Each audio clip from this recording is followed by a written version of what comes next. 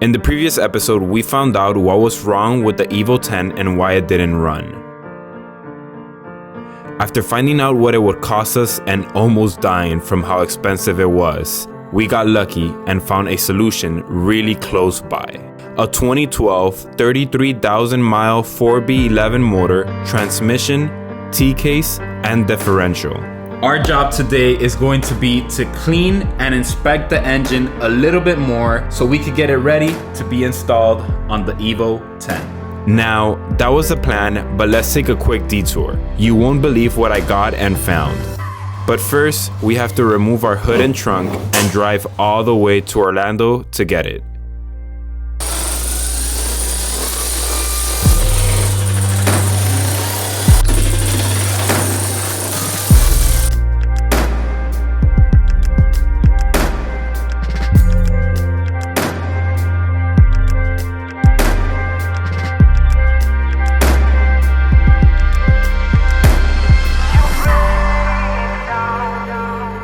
Is in safely in the car, hood, some cardboard underneath, and a couple of pillows.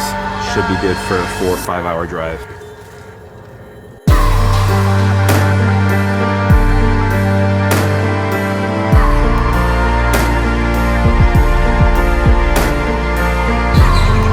Got the goods.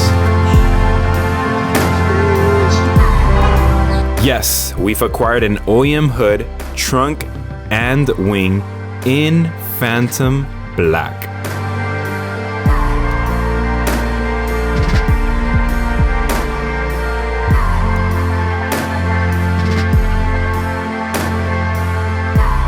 Now, don't get me wrong, I do love carbon fiber, but in my eyes, I prefer the OEM look and the wing on the Evo 10.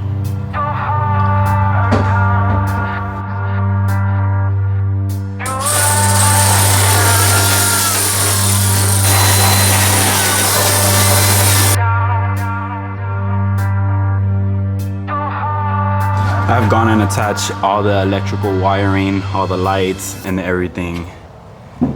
I love OEM stuff because everything fits exactly where it has to go.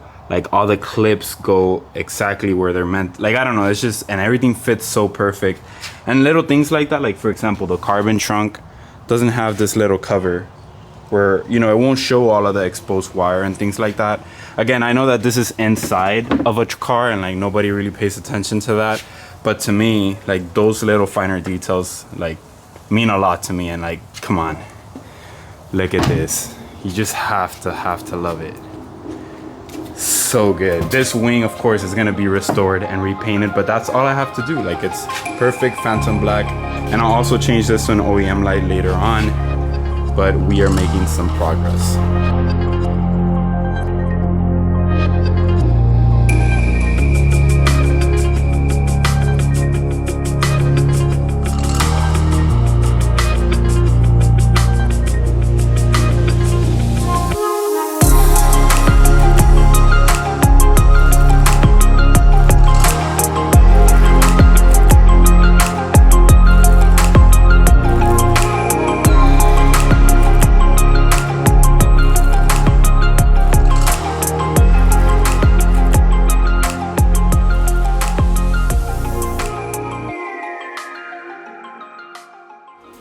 Okay, sorry for the quick detour, time to get back to the engine.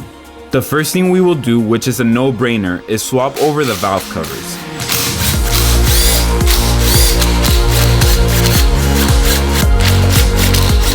The current engine on the car has an aluminum valve cover and this engine has a plastic one. So, let's swap them real quick.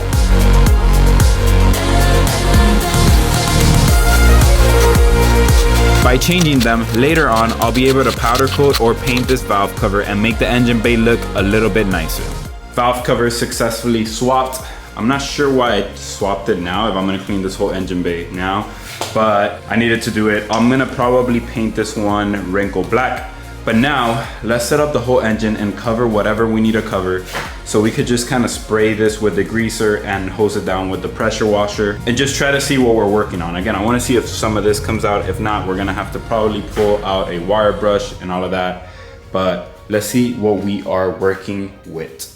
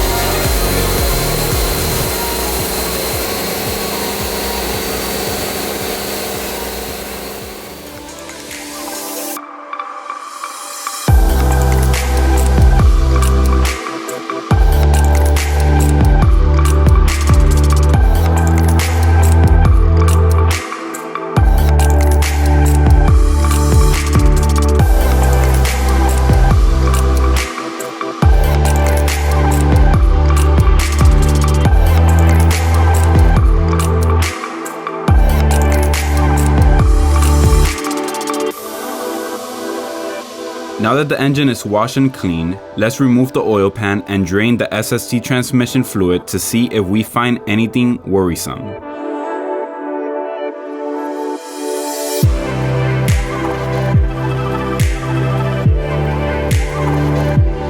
So this is exactly why I wanted to check the oil pan, because look at all the rust on some of these bolts. It could be moisture of where the engine was stored, but I just want to make sure that, again, everything internally looks good before I go ahead and swap the whole entire motor. So let's go ahead and drop this pan and see what we find.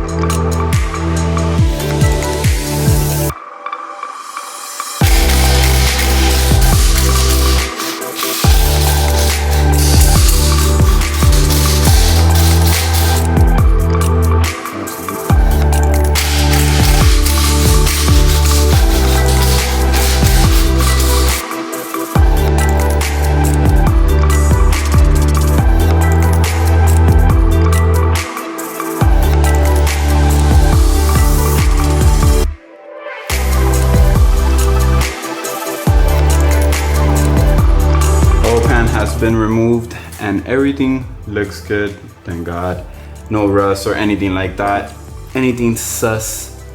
Everything actually looks fairly good. So I'm gonna go ahead and clean everything out, put new silicone, and then clean out underneath the T-case and transmission. It does have a little bit of oil stains and everything, but everything looks fairly good, as you guys can see with the rods and everything.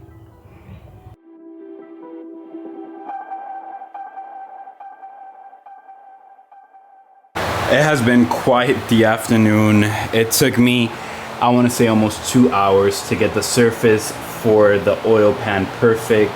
You have to scrape it out. It is RTV silicone, which is annoying, but it does make life easy because usually RTV, you know, it doesn't leak.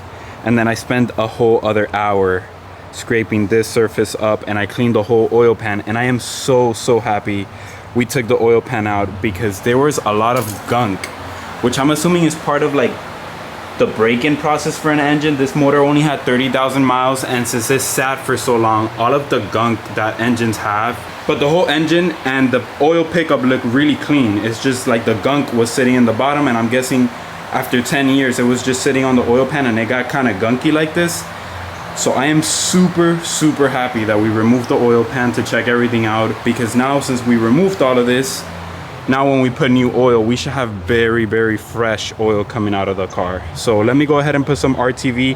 I'm gonna be using Permatex Ultra Black around, and then bolting it back up to the engine, and I'll let it sit for 24 hours, and then I'll go ahead and tomorrow clean the underneath of it with the greaser and the pressure washer.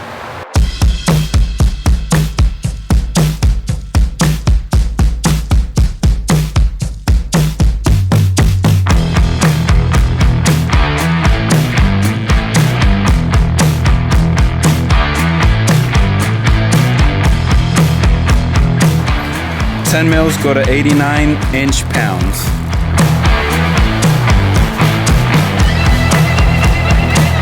Now for the 12 millimeter bolts, the long ones, is going to go to 21 foot-pounds.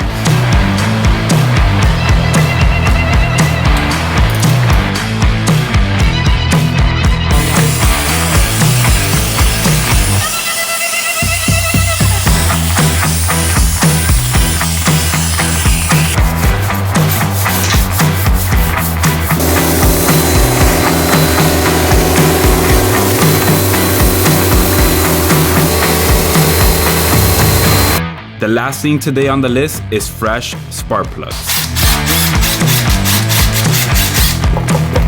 Now, there are still many things that we need to do to the engine before I install it and start it for the first time, like fresh engine oil, fresh SST and T-case fluid, but we will do that once the engine is on the car. For now, I think this engine is ready to go and be swapped. It honestly looks great and very clean. On the next episode, we will remove the current motor on the car and prepare the engine bay for its new heart. Get ready for the heart transplant episode. Like always, thank you so much for watching, keep grinding, and stay safe. I'll see you guys on the next video.